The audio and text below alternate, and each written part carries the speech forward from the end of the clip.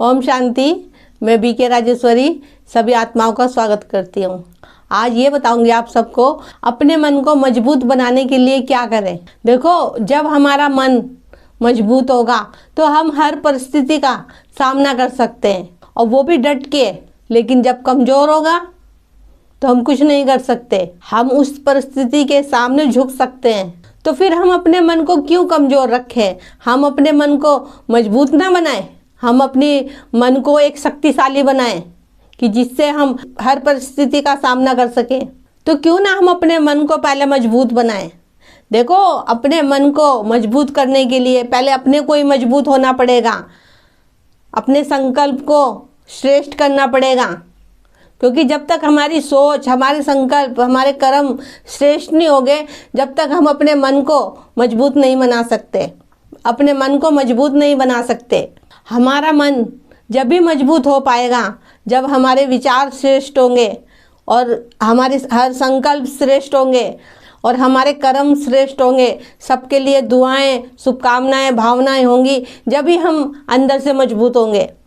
जो हमारे कमज़ोर संकल्प होते हैं या कमज़ोर कोई विचार होते हैं, तो वही चीज़ हमें कमज़ोर बनाते हैं।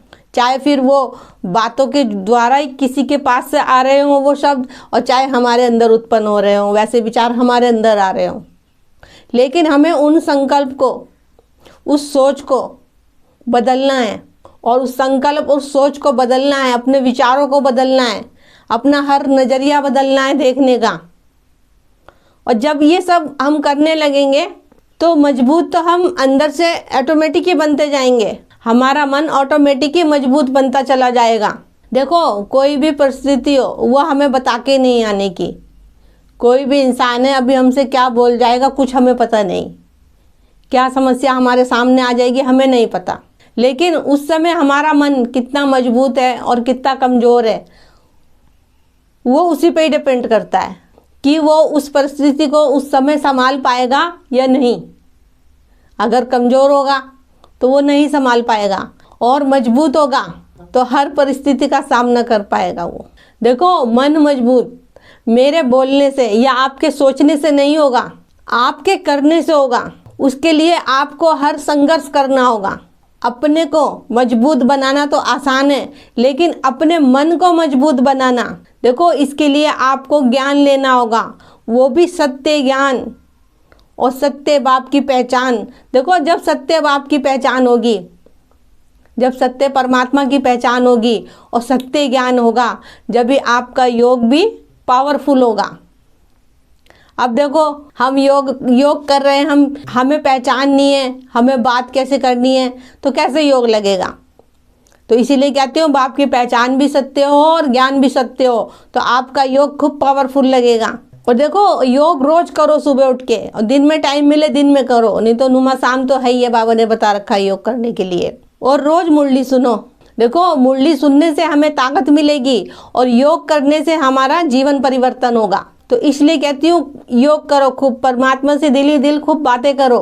क्योंकि जब हम योग के द्वारा अपने मन को अपने काबू में कर लेंगे, जब ये मन हमारे अपने काबू में रहेगा, तो ये तो मन हमारा ऑटोमेटिक ही मजबूत हो जाएगा। ये मन हमारा, नहीं तो और कोई चीज़ नहीं है, और कोई ताकत नहीं है जो इस मन को हमारे कोई मजबूत कर दे या हमारे को कोई परिवर्तन कर दे।